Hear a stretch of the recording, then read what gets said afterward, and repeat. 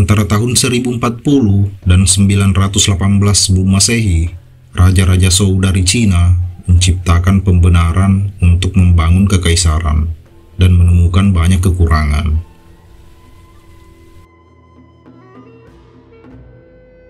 Walaupun Wu adalah raja Zhou pertama, Wen yang meninggal sebelum penaklukan terakhir Shang segera menjadi lambang awal dinasti baru itu.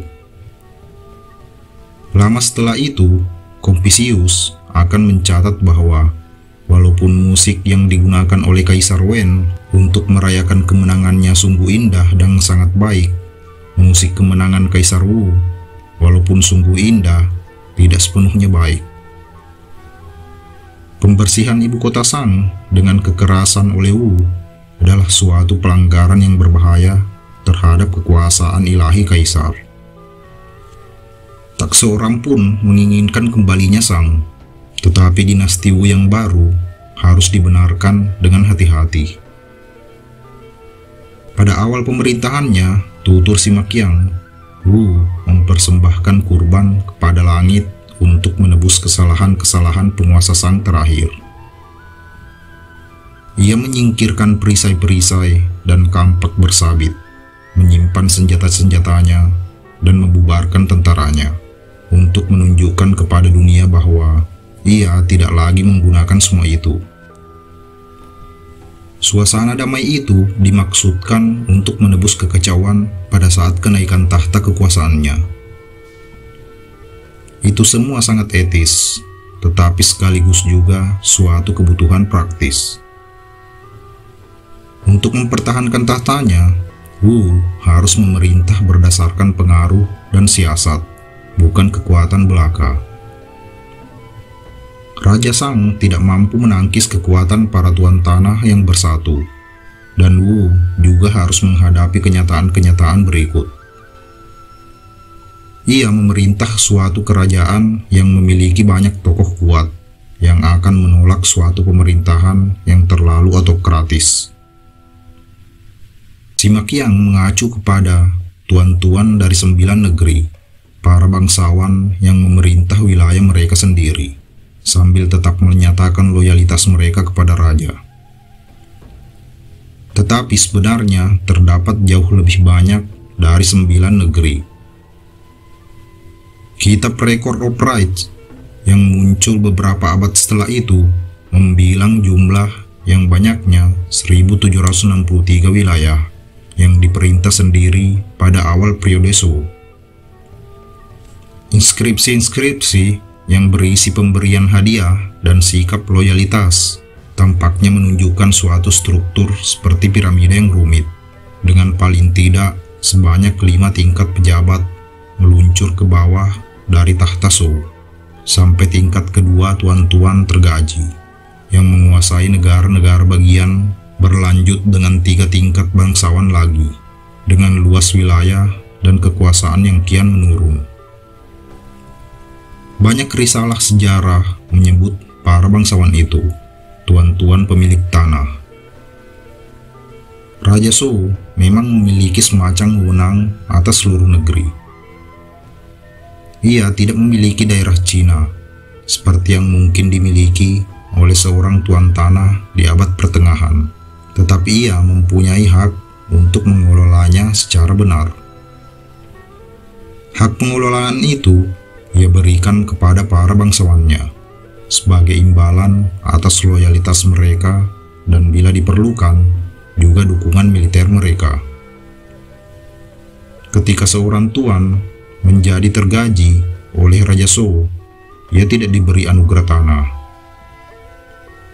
Sebaliknya, ia diberi hadiah-hadiah sebagai lambang yang menyatakan bahwa Raja Zhou telah menganugerahinya sebagian dari kekuasaan yang suci.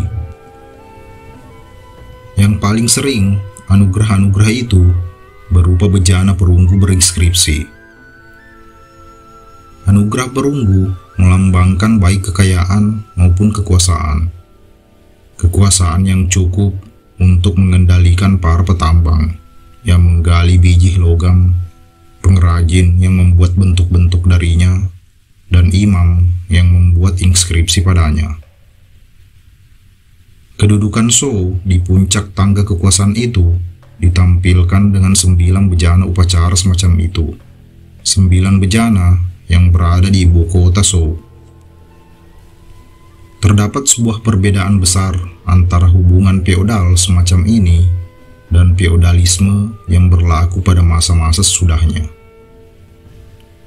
Salah satunya, tuan-tuan feodal pada masa setelah itu akan mengklaim kepemilikan nyata terhadap suatu daerah, bukan hanya kekuasaan moral atas daerah tersebut. Kekuasaan moral dapat lenyap dalam waktu yang sangat cepat. Wu sendiri sangat bertumpu pada peri keadilan istananya untuk mendukung kekuasaannya.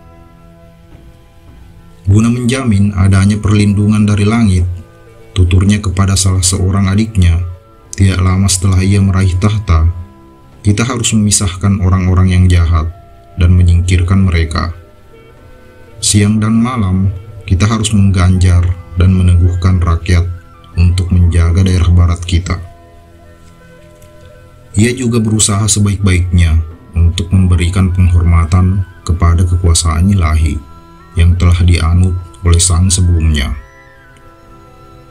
Ia memang memindahkan ibu kotanya ke kota kembar Peng dan Hao yang terbelah oleh sungai Penghe, tetapi ia menunjuk anak lelaki Zhou, ahli waris tahta yang dilengserkan, sebagai salah seorang tuan tanah bawahannya dengan kekuasaan atas sebuah daerah sentral sang lama.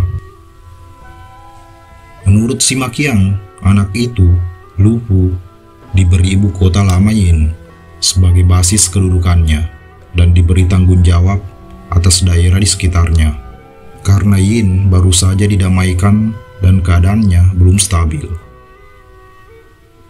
Wu juga merinci bahwa 2 dari adiknya harus membantu mantan pangeran itu, 2 pengawas untuk menjaga agar Lu Pu membawakan sikapnya dengan baik.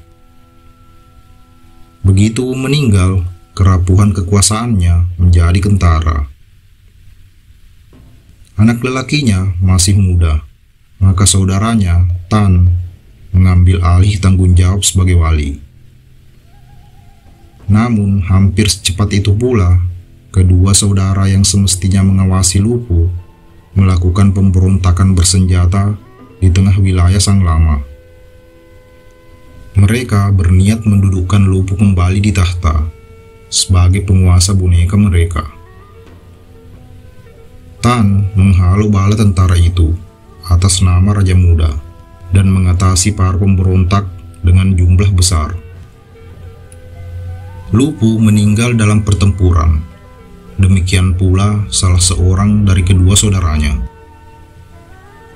Kemudian Tan berusaha sebaik-baiknya untuk mematahkan perlawanan Sang yang masih tersisa dengan mendeportasi para tokoh yang tetap loyal kepada Sang yang tinggal di sekitar Yin ke bagian-bagian kekaisaran lainnya. Memberikan pengakuan kepada kekuasaan ilahi Sang adalah terlalu berbahaya. Cerita-cerita tua menuturkan bahwa setelah memerintah sebagai wali selama 7 tahun, Tan dengan sukarela turun dari kewaliannya dan menyerahkan kendali kekuasaan kepada Cheng yang baru tumbuh dewasa. Barangkali ia memang melakukannya. Di pihak lain, penyerahan kekuasaan itu dilaksanakan lebih jauh dengan menguraikan masalah ruwet kenaikan Zhou ke tampuk kekuasaan. Raja Cheng yang masih muda memegang kekuasaan hanya karena ayahnya adalah pembunuh raja. Ketika Tan, seorang yang dipuji di seluruh negara berkat kebijaksanaan dan kemuliaannya, dengan sukarela menyerahkan kekuasaan kepadanya, kekuasaannya digeser ke suatu dasar yang berbeda. Seorang yang mulia menyerahkan kekuasaannya hanya kepada seorang lain yang lebih mulia, dan orang itu adalah Cheng. Tan tetap menjadi salah seorang menteri Raja Muda itu. Sebagai Adipati Zhou, ia dihargai sebagai orang yang menata negara Cina ke dalam suatu birokrasi yang efisien, mungkin untuk yang pertama kali. Penataan itu meliputi pengawasan yang benar terhadap tanah, sebuah sistem pajak, penunjukan para pejabat, dan beberapa masalah sehari-hari. Tetapi tugas Adipati Sou yang terpenting ialah menghimpun seluruh tata upacara di sekitar istana ke dalam sebuah buku ritual.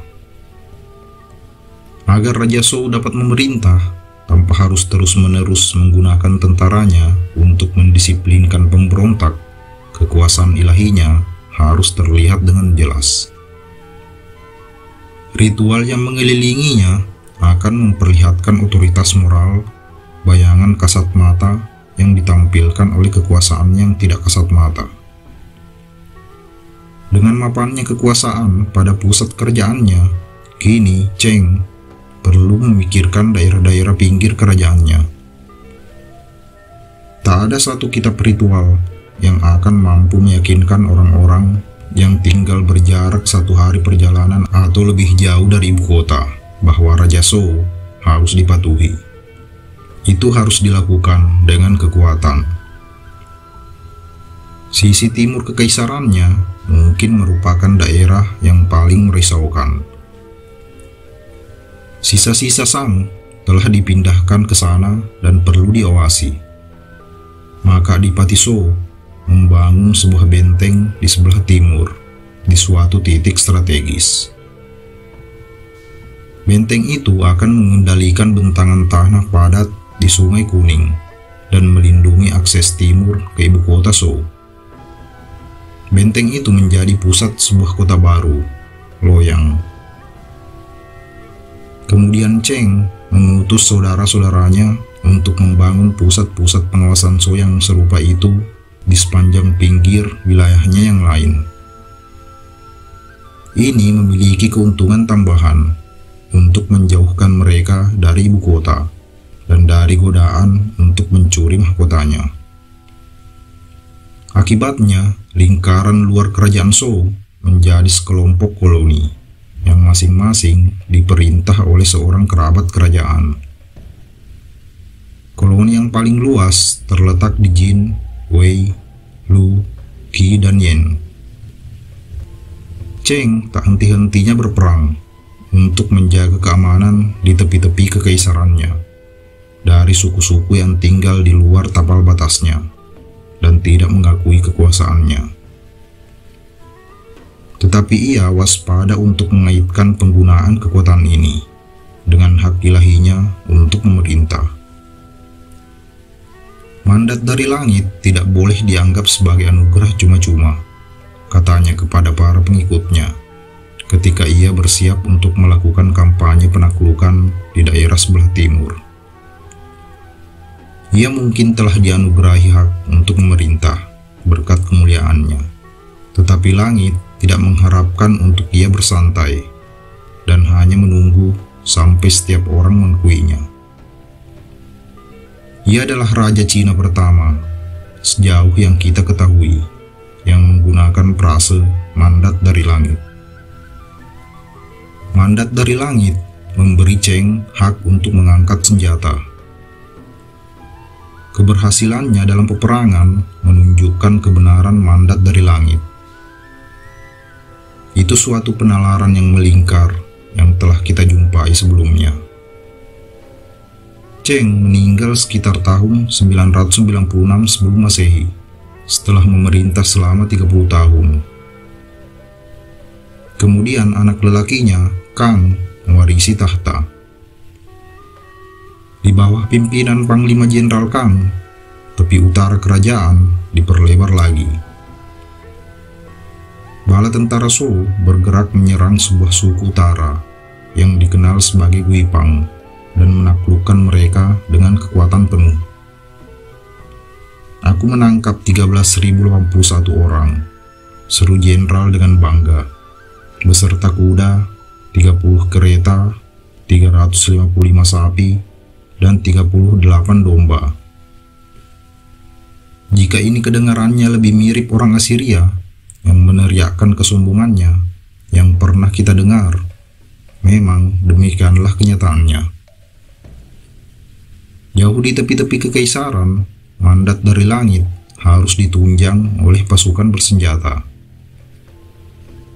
Anak lelaki Kang, Shao, yang naik tahta sekitar tahun 977, mengikuti teladan ayahnya dan merancang suatu kampanye ekspansi lain, kali ini ke sebelah selatan. Tampaknya tindakannya itu diperkuat oleh sebuah komet yang tampak sebagai pertanda kemujuran. Tetapi komet itu mengecoh. 6 bala tentaranya hilang, tutur risalah tahunan bambu, dan raja mangkat. Cerita si Makiang sedikit lebih hati-hati. Pada masa Raja Shao, pemerintahan Rajawi yang agung berkurang, tulisnya. Raja Shao melakukan inspeksi ke selatan dan tidak kembali. Kematiannya tidak diberitahukan kepada para tuan tanah. Pembicaraan mengenai kematian itu dilarang. Mereka menahtahkan anak lelaki Raja Shao. Ini tidak mengherankan. Kematian Shao mengisyaratkan bahwa bagaimanapun ia tidak dilindungi oleh mandat dari langit, dan lebih baik menyembunyikan hal ini dari para tuan tanah bawahannya. Dengan hapusnya ke-6 bala tentara, anak lelaki Shao, Mu, segera menemukan bahwa ia harus merumuskan kembali mandat itu untuk dapat terus berpegang padanya. Ketika ia mulai menggunakan kekuatan yang tersisa melawan suatu suku lain di utara, suku Chuanjung, para bangsawannya melakukan protes. Mandat dari langit tidak menjangkau keluar sejauh itu, demikian disampaikan kepadamu. Memang ia harus memandang kekaisarannya seperti segugus bawang berisi 5 lapis. Di dalam kerajaan terdapat wilayah persediaan, kata bangsawan kepadanya. Tepat di luar wilayah persediaan terdapat wilayah peringatan. Di luarnya wilayah yang dibawahkan, kemudian wilayah kekuatan, dan akhirnya wilayah liar. Masing-masing wilayah itu memiliki tanggung jawab yang semakin terbatas untuk mengakui mandat, suatu tanggung jawab yang tercermin dalam jenis-jenis persembahan yang dikirim ke ibu kota oleh penduduk dari masing-masing wilayah.